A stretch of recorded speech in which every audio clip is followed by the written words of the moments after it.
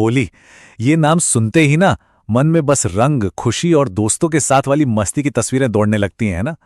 मतलब ये एक ऐसा त्योहार है जिसे हम सब जानते हैं और भाई प्यार तो करते ही हैं। सच में, ये एक ऐसा त्योहार है जो पूरी तरह से खुशियों और जबरदस्त एनर्जी से भरा होता है। एक ऐसा दिन जब सारे गिले शिकवे भुलाकर बस एक दूसरे को रंग लगाया जाता है। लेकिन क्या हो अगर मैं ये कहूं कि इन चमकीले रंगों के पीछे कुछ गहरे, कुछ अनकहे राज भी छिपे हो सकते हैं। क्योंकि देखिए, अक्सर ऐसा होता है कि जो त्योहार जितने पुराने होते हैं उनके साथ उतनी ही डरावनी और अलौकिक लोक कथाएं भी जुड़ जाती हैं। तो चलिए आज इन्हीं रंगों के पीछे छिपे अंधेरे में उतर कर देखते हैं।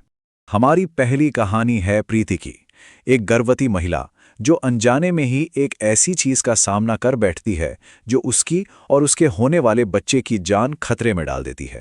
और प्रीति की ये भयानक कहानी शुरू होती है एक चौराहे से। लोक कथाओं में माना जाता है कि चौराहे वो जगह हैं जहां हमारी और दूसरी दुनिया के बीच का पर्दा सबसे पतला होता है और बुरी ताकतें बहुत आसानी से इस पार आ सकती हैं। तो प्रीति की मुसीबतें शुरू कैसे हुईं? बस एक छोटी सी गलती से।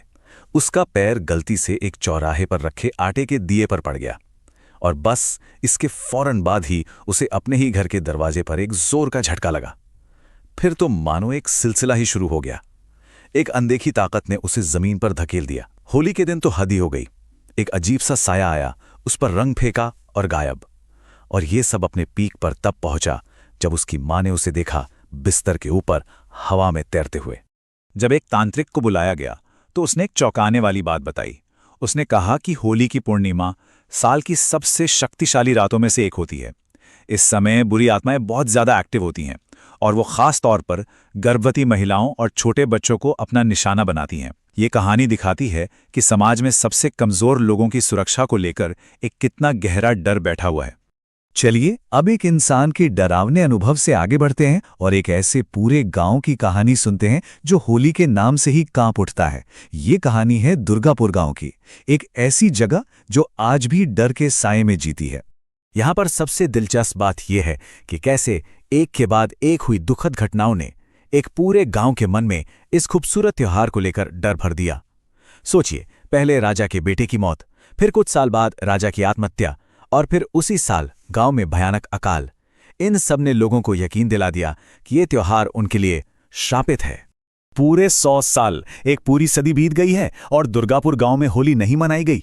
गांव वालों का मानना है कि राजा का भूत आज भी गांव में भटकता है और इस बात का ध्यान रखता है कि कोई भी होली मनाने की हिम्मत ना कर सके। कहते हैं सालों पहले ना एक कोई नया आदमी गांव में आया था। अब उसने गांव वालों की इन बातों को, इन चेतावनियों को भाई अंधविश्वास मानकर उड़ा दिया और निकल पड़ा होली मनाने। उसे फिर कभी किसी ने नहीं देखा। यही तो दिखाता है कि कैसे एक पूरे समाज का सदमा और डर एक ऐसी अटूट परंपरा को जन्म दे सकता है जिसे तोड़ने की हिम्मत आज तक कोई नहीं कर पाया। तो अब एक इंसान के श्राप और एक गांव की पाबंदी से आगे बढ़कर एक पूरे के पूरे ऐतिहासिक प्रेतवादित अनुभव की तरफ चलते हैं। ये कहानी है 3 दोस्तों की जो आगरा में एक ऐसी भयानक महफिल में जा फंसते हैं जहां से निकलना नामुमकिन था। हुआ यूं कि दिन भर की होली और ठंडाई के नशे में ये तीनों दोस्त अपने होटल का रास्ता भटक गए थे और तभी उन्हें एक बिल्कुल सुनसान वीरान खंडहर से लोगों के हंसने खेलने की आवाजें सुनाई दी। एक ऐसी जगह से जहां किसी का होना हो ही नहीं सकता था। उनकी जो जिज्ञासा थी ना, वो डर पर हावी हो गई। उन्होंने सोचा, अरे शायद कोई सीक्रेट पार्टी चल रही होगी। लेकिन जो उन्होंने अंदर देखा वो उनकी कल्पना से कहीं ज्यादा भयानक था। जैसे ही वो अंदर गए उन्होंने देखा कि अरे वाह, यहां तो खूब लोग नाच गा रहे हैं, होली खेल रहे हैं। वो भी मजे से उनके साथ शामिल हो गए। लेकिन जैसे ही अंधेरा हुआ पूरा माहौल एकदम से बदल गया। अचानक सब रुक गए और बस उन्हें घूरने लगे और फिर उनके चेहरे नीले पड़ने लगे और उनकी आंखें पूरी तरह सफेद हो गई। और ये कहानी दिखाती है कि कैसे हमारा इतिहास भूत प्रेत की कहानियों को जन्म देता है।